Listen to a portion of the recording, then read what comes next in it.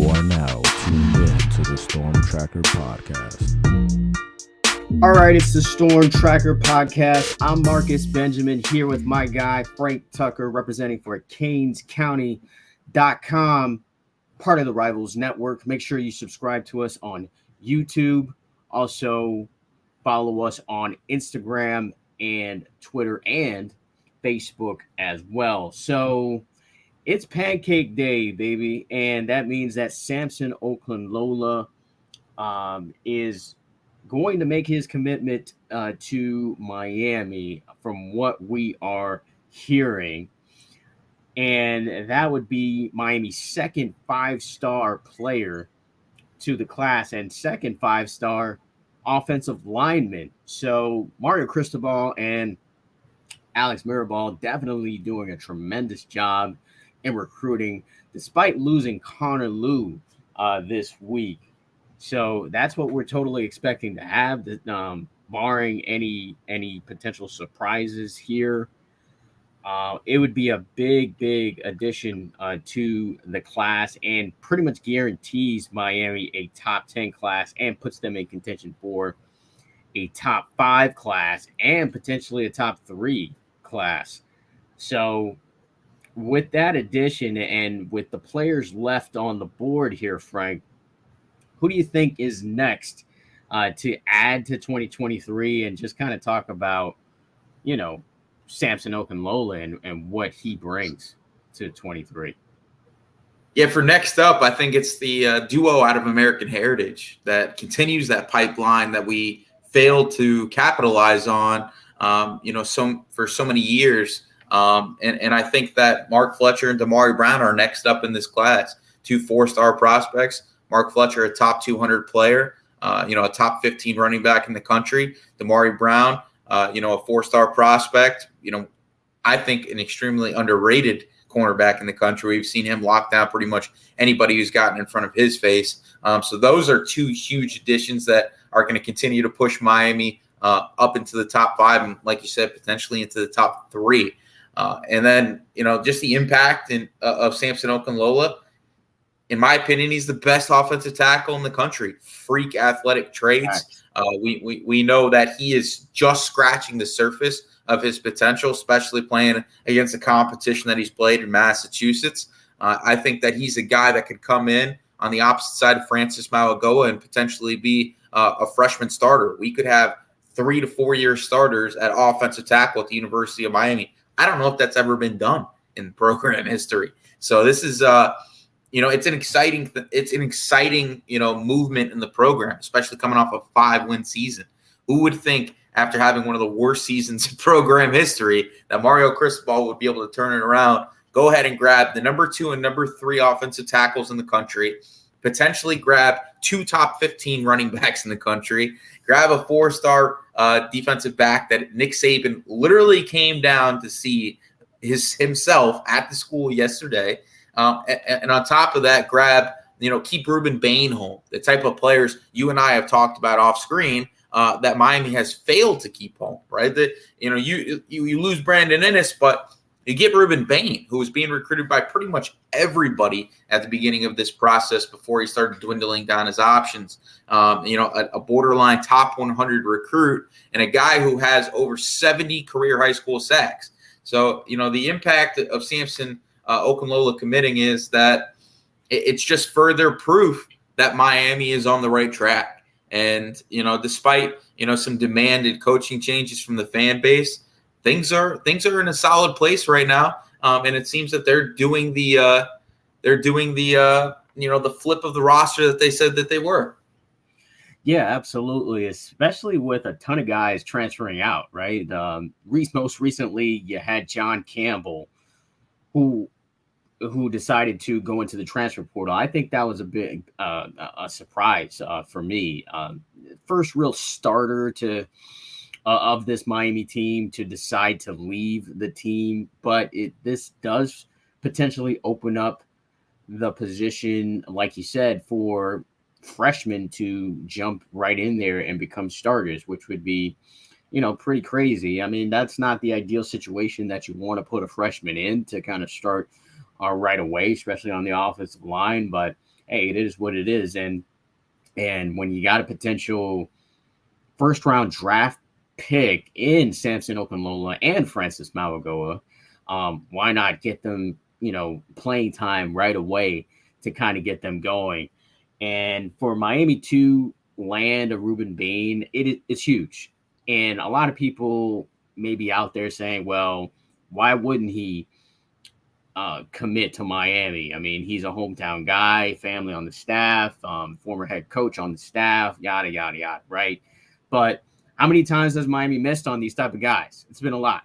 Like you mentioned this before on a podcast that Miami missed on a lot of the top guys from South Florida. So Miami fans really need to appreciate that this staff was able to basically retain Ruben Bain to South Florida, because it doesn't happen all the time. Now, when it comes to Damari Brown and Mark Fletcher, though, I'm on the other side. I don't feel Miami, if it was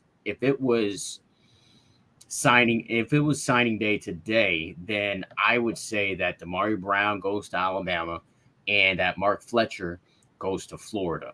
But this is a big, big weekend coming up here. Now, from what we hear, Cristobal has gone in home to both Fletcher and the Damari Brown household, and they are potentially going to get both of those players to Coral Gables this weekend. So we are really going to see how great of a recruiter Cristobal and his staff are, because right now they're heavy leans to those schools. And if somehow Miami can flip those two into Miami's favor, then there's nothing that this staff can't do as far as recruiting. Nothing. There's any potential player at this point could be on the table. I mean, I would say Miami could possibly get Arch Manning if they can get Damari Brown and Mark Fletcher. Then a Nicholas Harbor could possibly be on the table as well. It's just the potential of this staff and recruiting players across the nation knows no bounds at this point, if they are able to land a Mark Fletcher and a Damari Brown. Nick Saban personally visited Damari Brown last night as well. So he really wants Brown.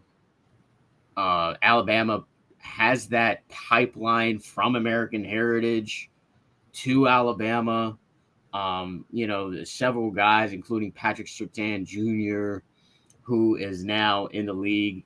They have that type of pipeline from Heritage to Bama. So it's going to be tough, man. It's really going to be tough for Miami to do. But like I said, I wouldn't put it past Cristobal and this staff.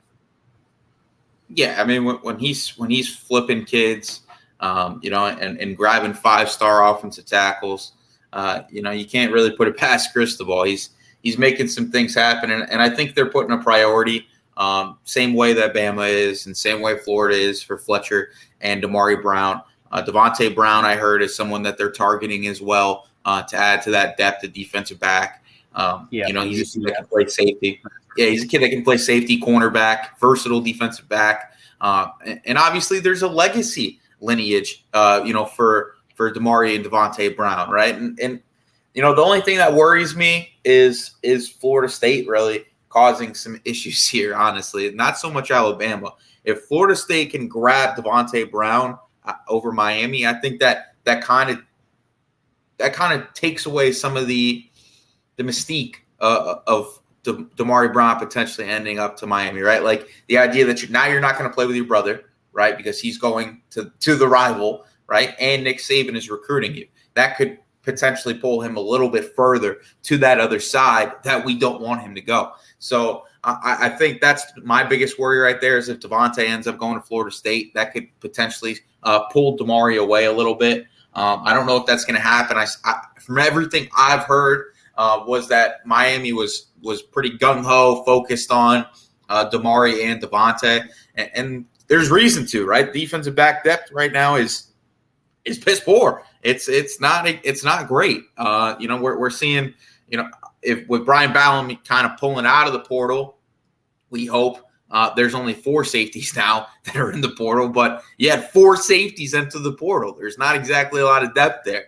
At defensive back, Tyreek Stevenson gone, DJ Ivy gone, right? Like you're losing some guys, right? Like Kamari Rogers, right? Like it's just one guy after the other that we're continuously losing at defensive back. You have to build that up. So I know everybody's going to look at the class and say, oh, we got Cormani McLean, we got Robert Stafford, we got Antoine Jackson, right? Yada, yada, yada. It's still not enough. Same thing at linebacker. Like everybody's talking about, we have 4 linebackers committed. We're good. No, you need to replace the talent that was there for Manny Diaz's time period. The whole entire purpose of bringing Mario Cristobal was to completely flip this roster, and that is what they're doing. And they're going to bring in guys in bunches at positions, and I think it's the right thing to do. Yeah, I'm really impressed with this staff and what they're able to do despite a 5-7 record. I mean, that shouldn't be understated. I mean, the fact that they're beating out teams that are, potentially going to the playoff or, ranked in the top 10 or beat us this season, and Miami is still able to beat these teams in recruiting. That's shouldn't be understated by one bit. But like I said, back to this weekend, it's a huge weekend for Miami. I heard a potential of 12 visitors will be coming to Coral Gables. So Miami's in position to potentially, I think, land a Tunmisi Adelier. I think I think Miami's in a good position to get him. Also, Francis Malagoa's brother, Francisco Malagoa. I think Miami's in a great position to land him as well. Miami does have some interest, with some other Oregon players, or you could say former Oregon players, because they're now in the transfer portal. One being Dante Thornton, who is also scheduled to visit Miami this weekend, along with Mark Fletcher and Ruben Bain, Javion Cohen, the Alabama offensive tackle, is scheduled to be in Miami as well as a 5-star, that we're hearing as well at the linebacker position, could be or is likely to visit Miami as well. And then we've got also Thomas Gore, the talented defensive tackle out of Georgia State. So right there, you got seven potential guys that will be there. We're trying to figure out, who are these last, 5 guys going to be? A lot of potential names that could be visiting as well. If you consider the players that they've offered as of late, with that being Azarian Alexander, Sean Cokes, or Donovan McMillan, Dorian Singer, Dante Cephas. Those are all possibilities. But one name in particular that's really interesting to me that could be a chance that Miami gets is Justin Flo. Justin Flo, the former 5-star linebacker from the West Coast, was over there with Oregon, is in the portal, along with his brother as well, who can fill a need at that safety position. Like you said, Jonathan Flo, as far as depth's concerned, I think that is something that will likely maybe come to fruition as far as, maybe getting Flo to the campus and possibly him being in a Miami uniform, because that Oregon pipeline is real. And we also like Byron Cardwell as well at running back to be another one of those Oregon guys. Unfortunately, Seven McGee is off the board, but he doesn't really seem like he kind of fits the mold of what Miami needs in particular. He's more of a smaller receiver, and I think Miami wants more of a bigger wide receiver one than of a slot type of guy, because when you got Ray and you've coming in and Robbie Washington, and you already got Xavier Restrepo there, along with Brashard Smith, you kind of stacked at the slot position. So I can see why that kid, doesn't end up with the class. He's actually at Jackson State. Kind of a surprise for him to go there. But, just kind of give me your opinion on this weekend, man, and just how big this weekend is as far as players, and who gets you most excited for the potential to commit to Miami. Yeah, listen, just the weekend is going to be huge. When you get double-digit kids to Miami for a weekend, that's big. Like we talked about the Florida State game, right? The number of prospects that were at that game was huge. Even in a loss, right? It still ended up being a positive because you still had so many kids that were exposed to South Florida that weren't exposed to South Florida before. We talked to Jarrett Gibson. Even after the loss, he was kind of giddy about the idea of coming back down to South Florida. He loved the environment. He liked the people. He liked being around the recruits. He liked the stadium. You're right. Like there was everything that hit with Jarrett Gibson hit with a number of other kids, right? Samson Okunlola was down here last for that weekend against Florida State. And we're seeing him probably commit today at 4:30. So there's positives to getting a number of prospects on campus at one time. Not even just for the fact that it's South Florida. Where else would you want to play, right? On these kids being able to talk together amongst each other about the idea of playing together at the University of Miami and making a change in what this program has been for the last 20 years. And I think that there are a lot of kids that see that opportunity. I kind of mentioned to you, like around midseason, if you're going to lose big, right? Like you might as well go all the way down the tube just to show that, hey, listen, if you want to come here, there's a chance to play as a true freshman. And I think there are a lot of kids that see that opportunity. And I think there are a lot of guys in the transfer portal, especially from Mario's former home of Oregon, that are going to see this as an opportunity to come play. And Justin Flo, just kind of touching on him after you talked about him, he's super intriguing to me because he was somebody that the fan base was excited about, the former coaching staff was excited about. Rohan Marley was involved in his recruitment, right? So there was the legends of the program that were involved, and obviously Cristobal has that prior relationship with Flo. And I would love to see him in this class. I think he's the type of linebacker that we need. I think Arizona is definitely a team to watch. I hear he's probably taking a visit there. So that's something to monitor. But obviously we're hearing that there's interest. But overall, man, I think this is going to be a huge weekend. And this has got to be the norm going forward, right? Like when we're getting kids on visits, you want it to be of the 4- and 5-star quality. You want it to be those instant impact transfer guys. And I think we're going to see that going forward. I think it's going to be a crazy offseason for Miami visit-wise as well. I mean, it already started with Jalen Hayward, who we just put a report out on how his visit went. And they seem to be targeting the right guys. And the recruits that excite me the most this weekend, it's the Heritage duo, man.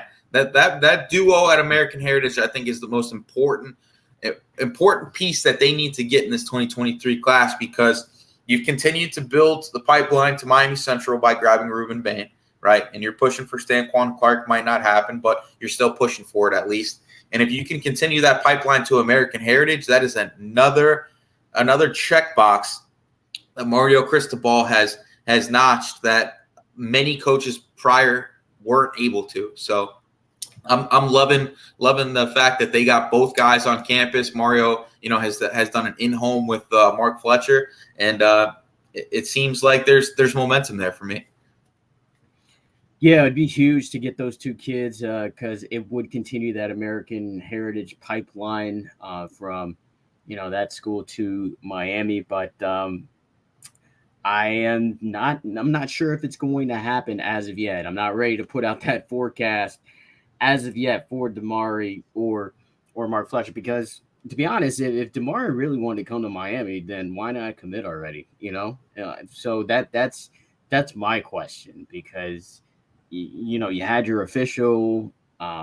You know, I I think if he really wanted to come to Miami, he probably would have committed already. So that's why I have doubts there. And then Mark Fletcher, he just seems really high on Florida right now, and it's going to take a lot of convincing and persuading for him to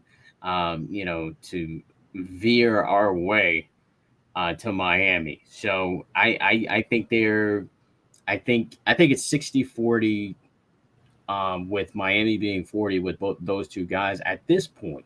But we'll see how it turns out once the weekend ends. Another unfortunate happening that happened this week is five-star receiver of the 2024 class, Jeremiah Smith, player that we're very familiar with here at Kings County, committed to Ohio State. Now, Ohio State has always been kind of one of those teams that have been one of his favorites for a while. So I'm not surprised that he committed to Ohio State, but I'm surprised at the timing of it.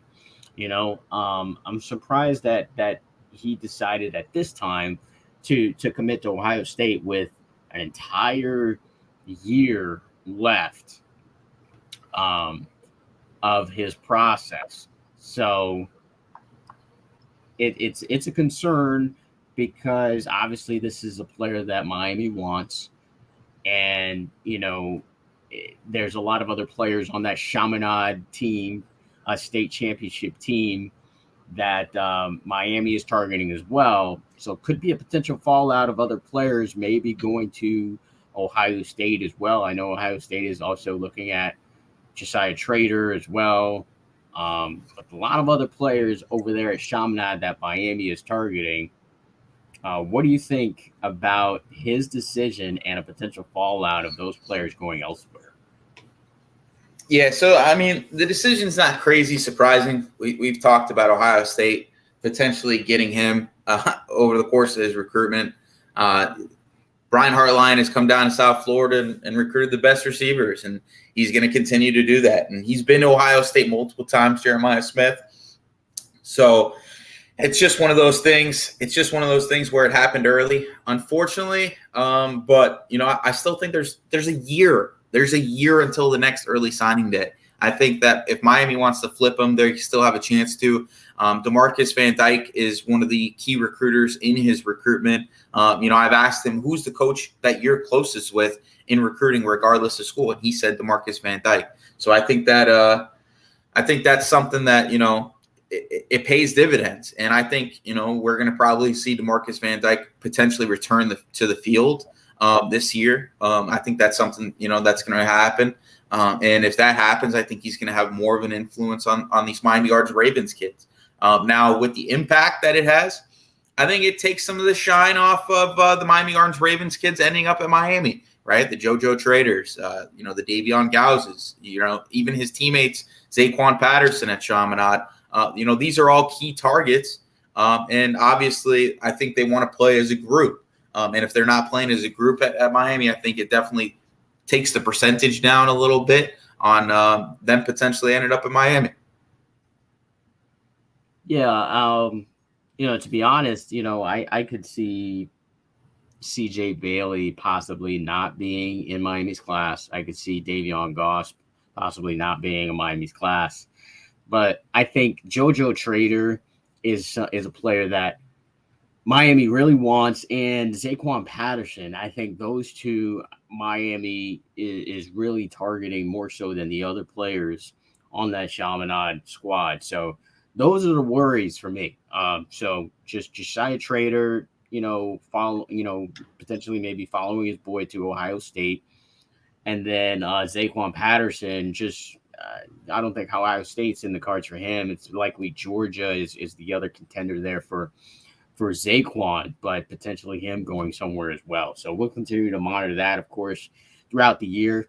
KingsCounty.com will be at the high school championships here in Florida at Dry Pink Stadium, Fort Lauderdale, this weekend. So we'll be covering all the games that involve Miami targets, which would be, St. Thomas versus Homestead, American Heritage versus Central, Venice versus Lakeland, and Columbus versus Apopka. So CanesCounty.com will be there giving you exclusive coverage of the second week of the state championships, as Chaminade, like I mentioned, already a state champion.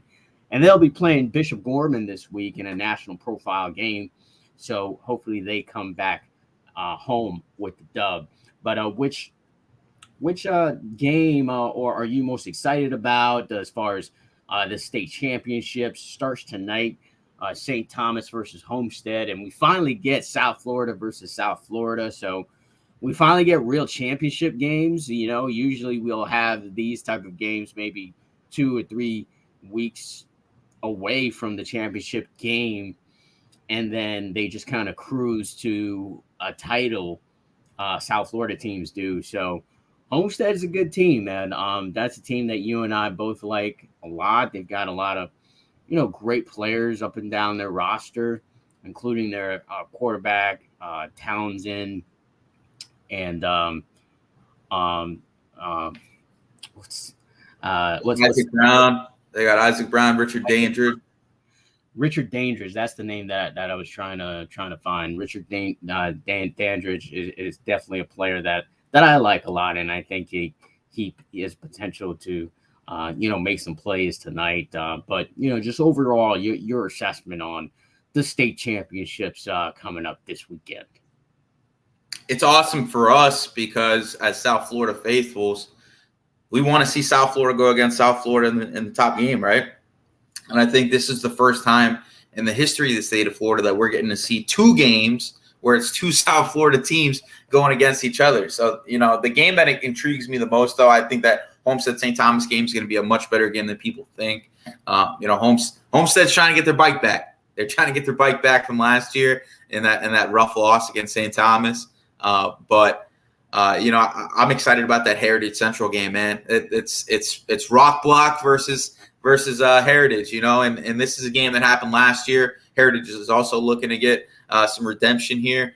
Blake Murphy's going to be playing. That's going to be a huge difference. Mark Fletcher's fully healthy. It's going to be a battle of 2 of the top 10 teams in the country, and it's been a game that we've been talking about all year long, right? It's Brandon Ennis, Mark Fletcher, Blake Murphy, Damian Fagan, Damari Brown, right? It's who's who on that American Heritage side, and then you got the Reuben Baines, the Keywan Jenkins, you got the Stanquan Clarks, the Wayne McCoys. It's Division I kids at almost every single spot on the field, and I think it's going to be, kind of a recruiting opportunity for Miami as well to be looking on and seeing the future of the program. I think there are a ton of 25 and 2026 kids that are going to be lighting things up, like Malachi Tony, obviously Randy Adarica, who's a 6'4", 255-pound defensive tackle at Central. There's just so much talent on the field, 2 coaching staffs that are trying to cap off great seasons, and that's the game that is going to be targeted for me as the potential game of the year. Yeah, absolutely. And if we could just kind of run down all the players that Miami is looking at, of course, you got Chance Robinson, that off from St. Thomas that Miami is looking at, 2024 wide receiver, 2024 linebacker Nick Rodriguez.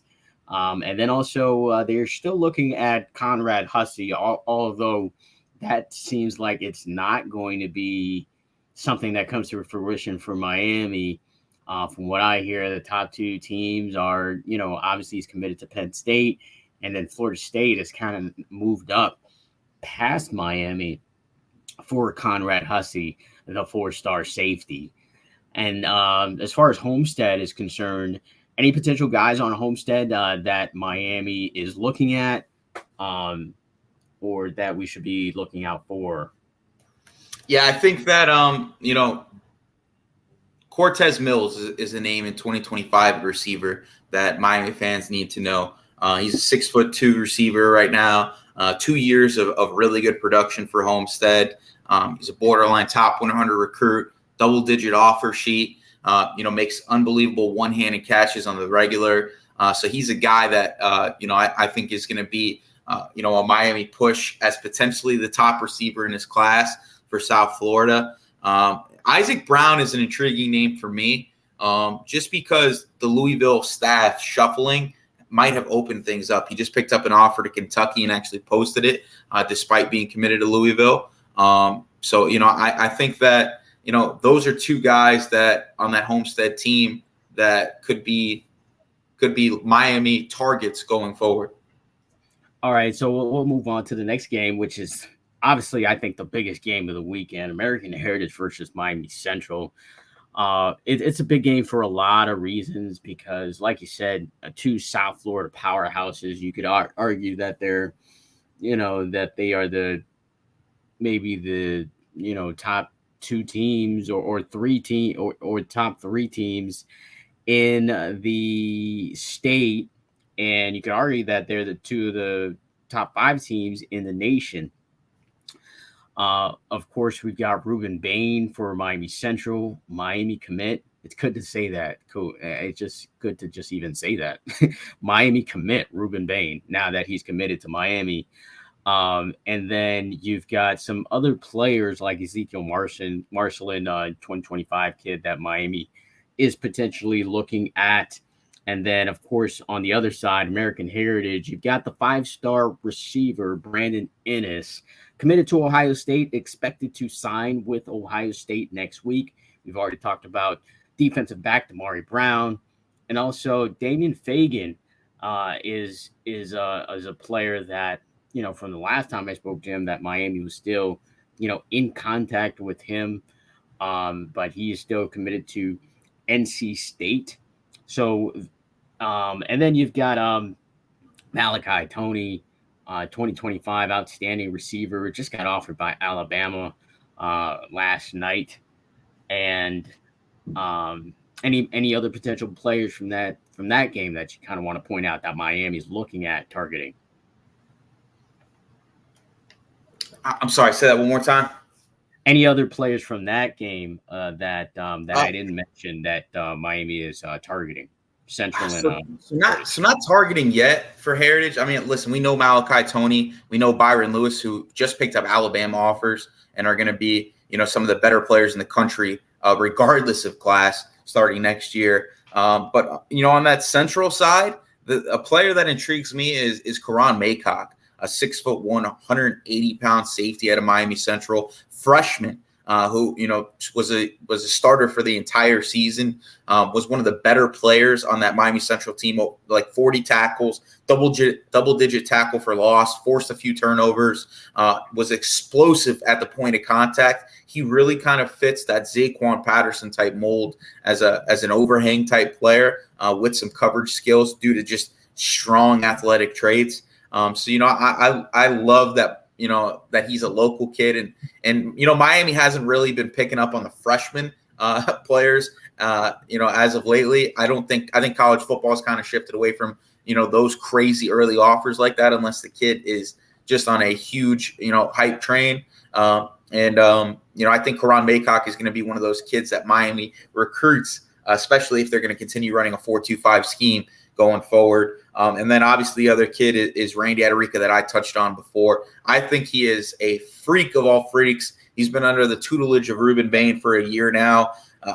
Everything I heard, he's been grinding silently with Ruben Bain after practice, kind of been, taking an under the wing type role. And that type of relationship is going to be something that is going to factor in his recruitment.